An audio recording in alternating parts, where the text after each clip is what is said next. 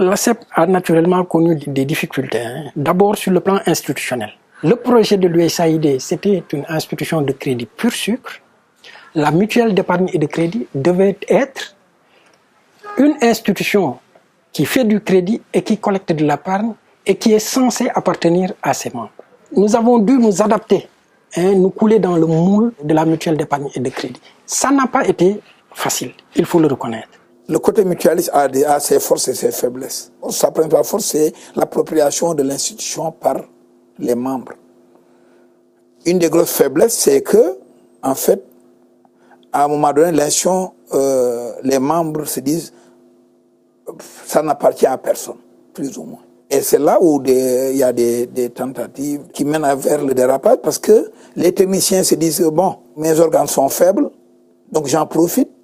Et les organes aussi mettent la pression pour aussi de soutirer le maximum de sous qui peuvent mener au dérapage. Or, nous, au niveau de l'ACEP, on s'est dit on va s'intéresser au texte. Les textes nous disent que le membre qui veut intégrer les organes fait du bénévolat. Et donc, il n'a droit qu'à un remboursement des frais engagés.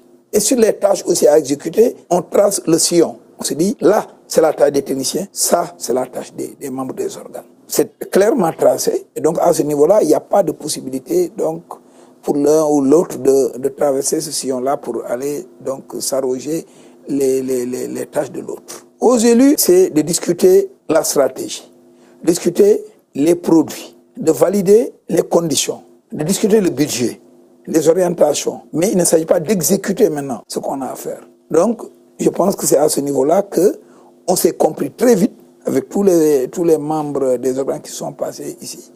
Et nous, à ce niveau-là, souvent, on dit à nos membres, si il y a un quiproquo et qu'on ne s'entend pas, on n'a qu'à demander l'arbitrage de la tutelle, notamment de la DRS, pour nous éclaircir la situation.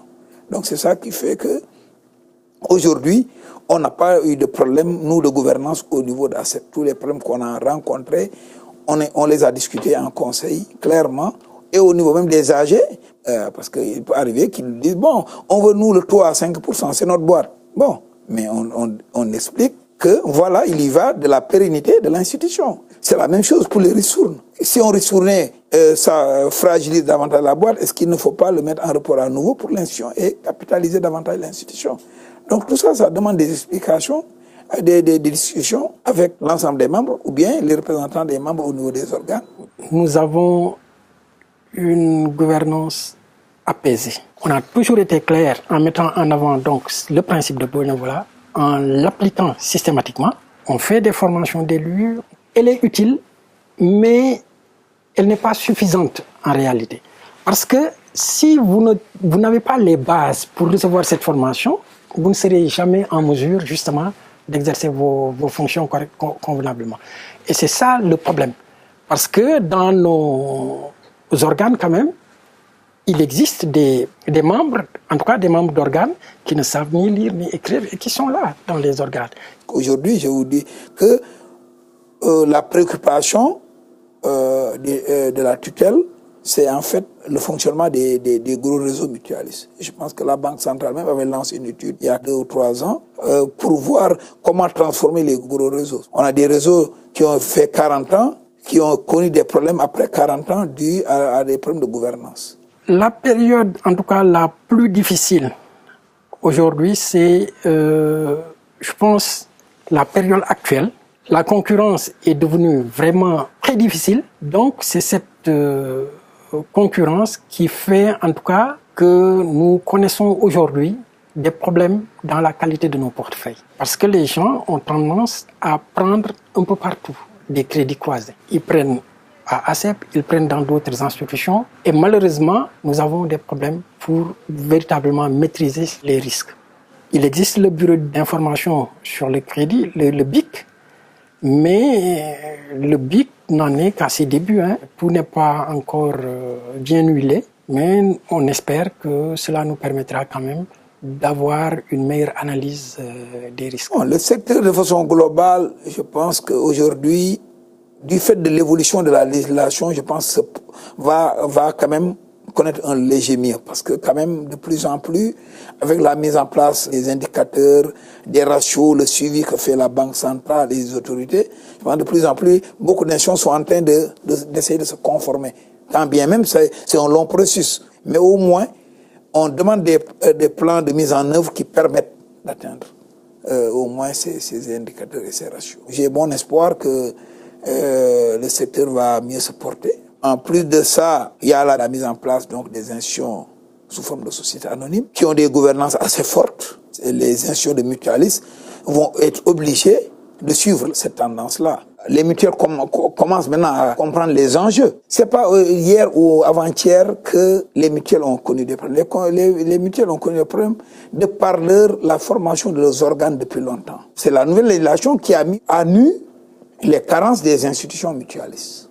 Le mal est fait et le mal était profond. Mais je pense qu'aujourd'hui, avec la surveillance très rapprochée des autorités de tutelle, on devrait arriver à des mutuelles plus équilibrées. Le principal défi de ACEP, c'est de se maintenir au niveau des leaders du secteur. Donc aujourd'hui, on a de grands défis parce que les sociétés anonymes qui arrivent ont plus de moyens, d'appui, et donc qui peuvent permettre de mutualiser leurs coûts au niveau groupe comparé au réseau mutualiste. Comparé aux autres qui ont des filiales ou bien des agences, nous, on a des mutuelles agréées et qui demandent, par exemple, sur la certification des comptes. Aujourd'hui, toutes les institutions de l'article 44 que nous avons doivent être certifiées. Ça augmente les coûts. Au niveau des sociétés anonymes, c'est juste une seule comptabilité. Donc, je pensais aux institutions de s'adapter, de corriger leurs faiblesses pour arriver donc à l'excellence. Je pense que ce qu'il faut, c'est un appel aux autorités. Par rapport à la réglementation, je pense qu'une réglementation ayant été mise en place depuis quelques années devra peut-être connaître des évolutions. Et c'est à ce niveau-là que la PCD, d'ailleurs au niveau Sénégal, a proposé un certain nombre de recommandations à la Banque centrale sur les indicateurs, sur les ratios, de façon globale sur le fonctionnement du secteur. Ça veut dire qu'aujourd'hui, par exemple, on avait dit, donnez-nous la possibilité de faire des transferts d'argent. On est dans les institutions de l'article 44 qui sont surveillées. Pourquoi on devrait être sous-agent d'une banque? Pourquoi on devrait se refinancer au niveau des banques à ces taux-là? Alors que les banques ne jouent pas, nous vous diront chaque fois qu'ils n'ont pas de ressources longues.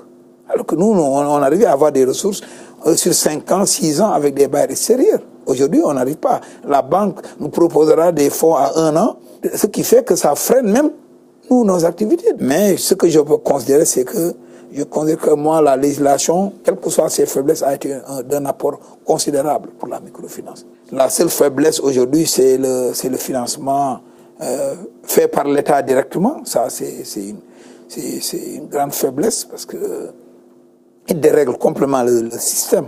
Parce que on se lève, on dit aux populations que c'est des taux 0%, pas d'apport, alors que vous êtes une institution financière qui prête. Donc ça a quand même créé beaucoup de distorsions dans le secteur.